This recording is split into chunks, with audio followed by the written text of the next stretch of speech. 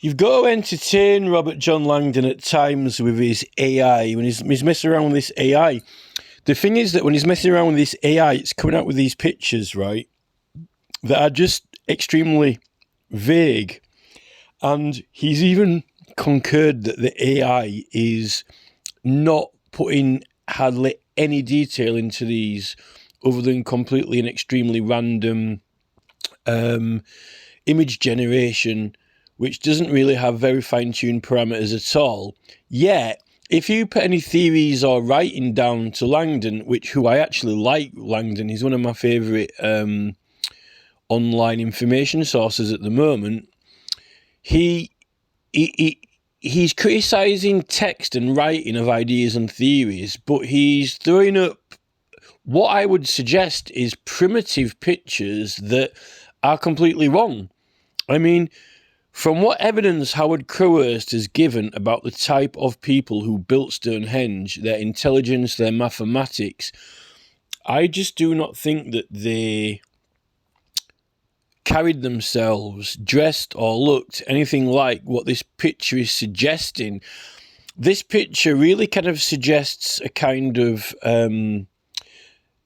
not even Australian Aboriginal, even in many films, where the Aboriginals in Australia are using instruments and travelling around from place to place, from season to season, even with their kind of spirit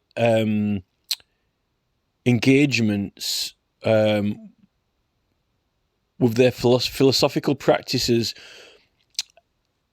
Not to say that there isn't any intelligence in that, and they didn't actually know quite a lot. But when we even approach the Aboriginals, we all of their spiritual knowledge and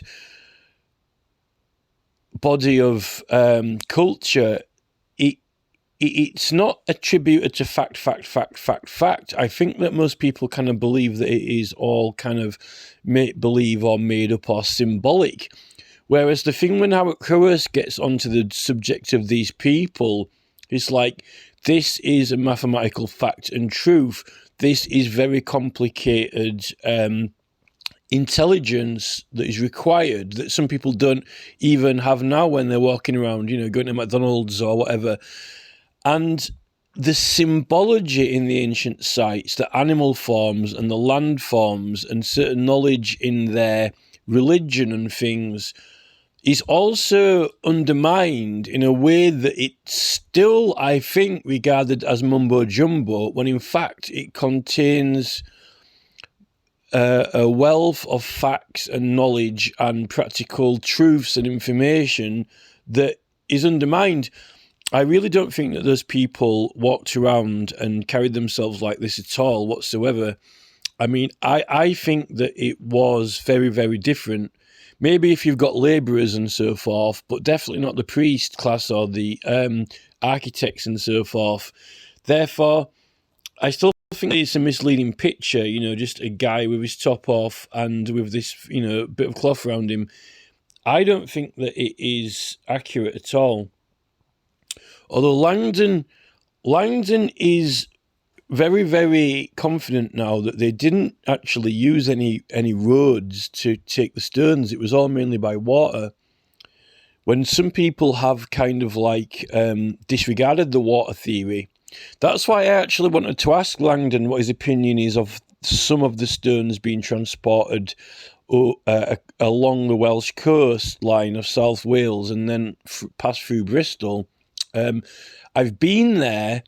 I used to go there a lot, and it's a very, very magical and mysterious place.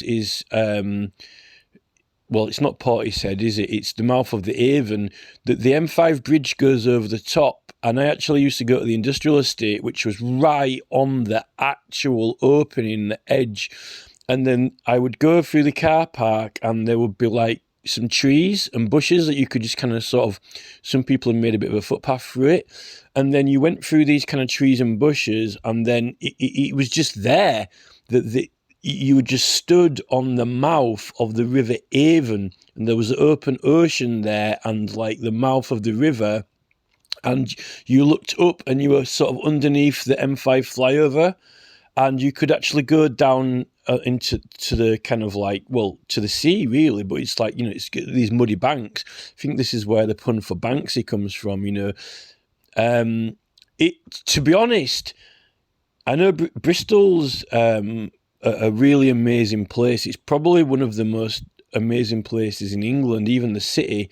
I'm not a city person, but the city is such a vast cultural melting pot. It's probably more multicultural than London, and it's probably nicer because it's not as big.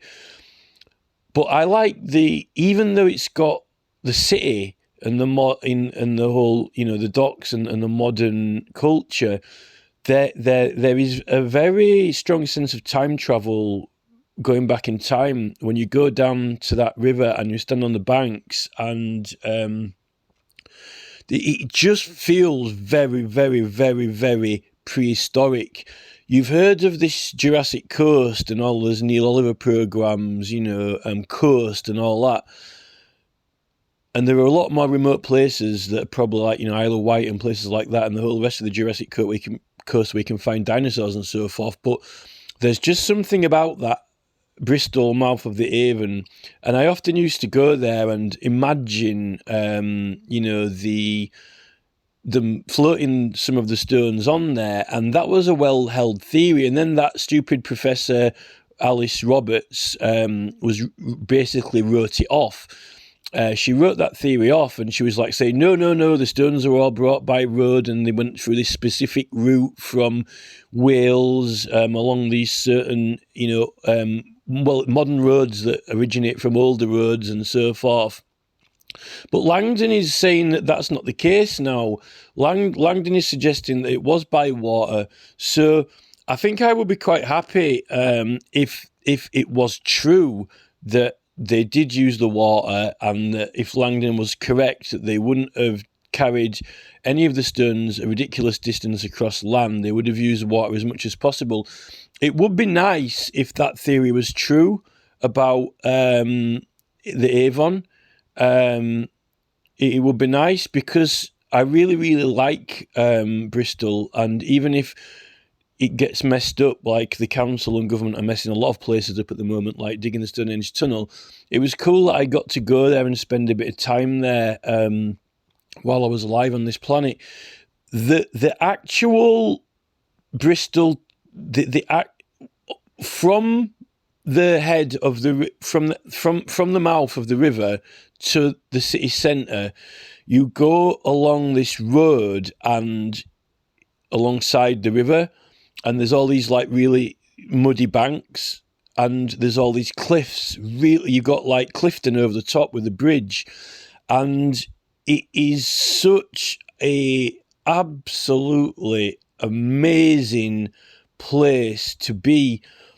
I really liked it, and I think that there are probably a lot of similar places in remoter places of England, particularly in Northumbria and the Lake District and places like that are as breathtaking and massive. But the thing about that place is that it is a hill. It's kind of like one big sort of... The thing with that channel through and those cliffs is like it's cut out of the land and kind of out of the shape of a hill. And I think that with all their symbology and love of shape and form, like of Hembury Cross with the big dragon's head, the big snake head, and then you've got Uffington and the white horse symbol, and then Wynn Castle with the big waves and all these other shape and form which reflect the forces of nature around us, and the shaping powers of the wind and the rain. There's something about Bristol that it's a river that runs through a hill, and like you get the light shining down the corridors at certain time at Newgrange and other sites where they've got alignments with the sun. There's something about the river coming through a hill. Now, I know that a lot of the mountains, all of the, look in the Lake District, all of the hills and mountains are basically, got river, this is what the Lake District is. They've all got water in and around and between them. But they're more deposits.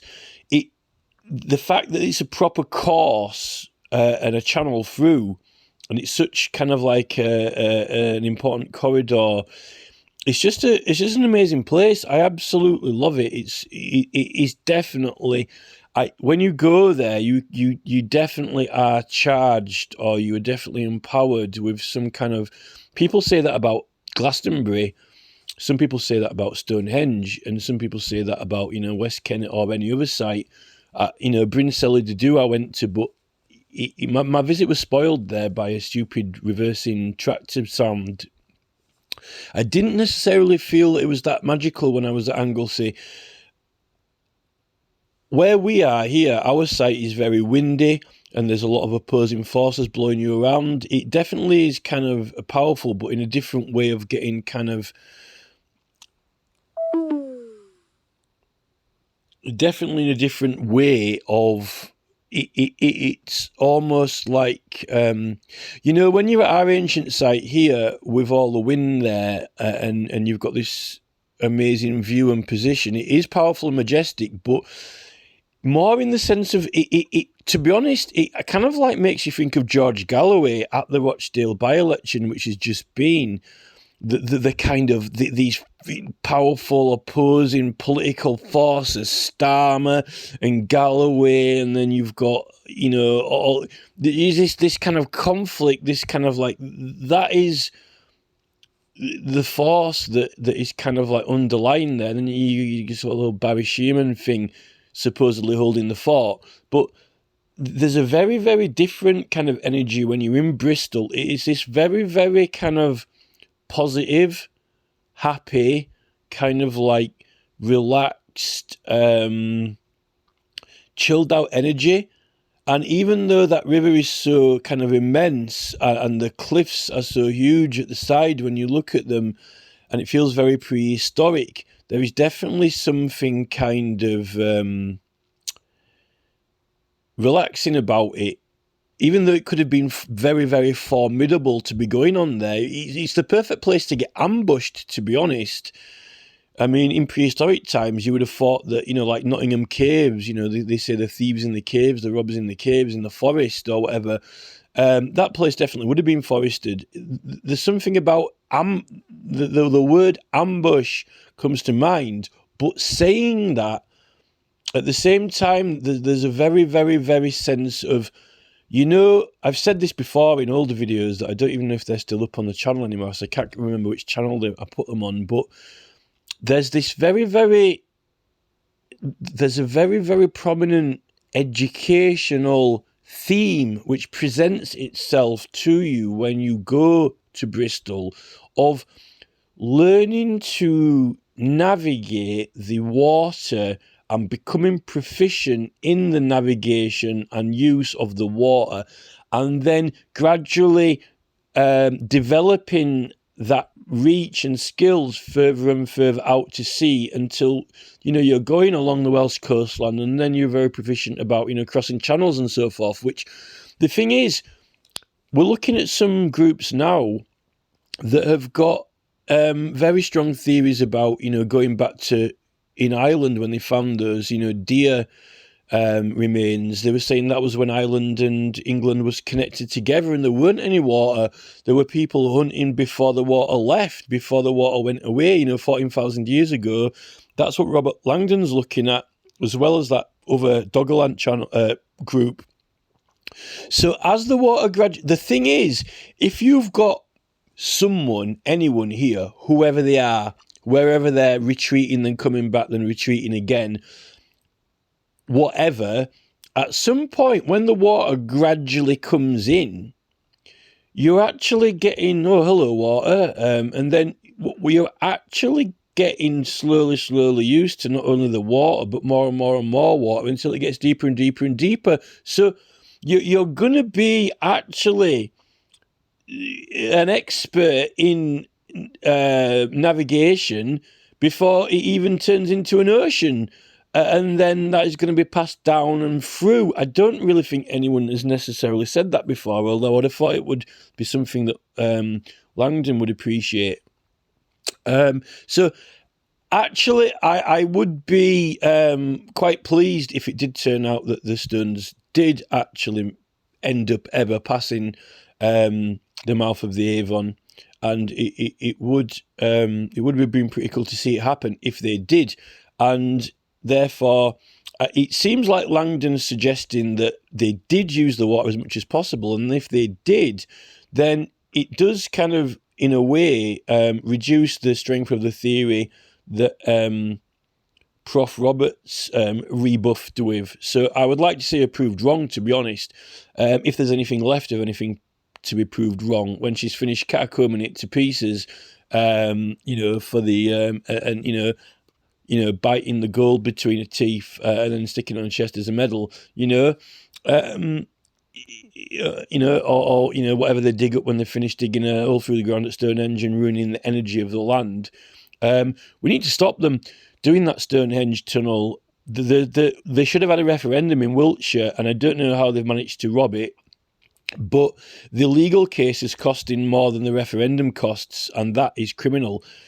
The referendum is £806 or something per ward maximum spend, and you could probably get it budgeted out for cheaper than that. So I really don't know why, after they've gone and collected all the signatures, which is what you buy your referendum with, paid for by the taxpayer, why are then the taxpayer having to go and pay for a legal case for an extra 60 grand, which is then double the cost when they might not even win? Or on legal points, when it's meant to be decided not on legal points, but on the judgment of the peers, which is from Magna Carta.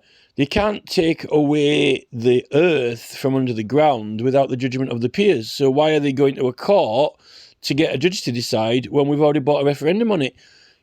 These things need to, no one's doing anything about it. And then we've got Drakeford standing down from Wales when there's 400,000 signatures for that 20 mile an hour matter. We're being fleeced by these people, by these, mainly the highwayman, Secretary of State for Transport, something needs to be done about it. We need to stop them. And the Stonehenge Alliance aren't doing enough. I mean, why aren't people writing to the Secretary of State for Transport? Why aren't they writing to the Petitions Committee? Why aren't they writing to Wiltshire Council? We're not concentrating not firepower, but we're not concentrating we're not aiming at the right places. They're aiming at the wrong places, and other people are making an extraordinarily ridiculous amount of money out of us in excess when we've already gone to beyond the prescribed procedure of what is needed to get a public yes or no vote on it, and then it ends up going to a court who is meant to be making a decision based on legal points when it shouldn't be decided on legal points. It's meant to be decided on yes or no vote, which is judgment of the peers, which is in Magna Carta. I've kind of had enough of these politicians now.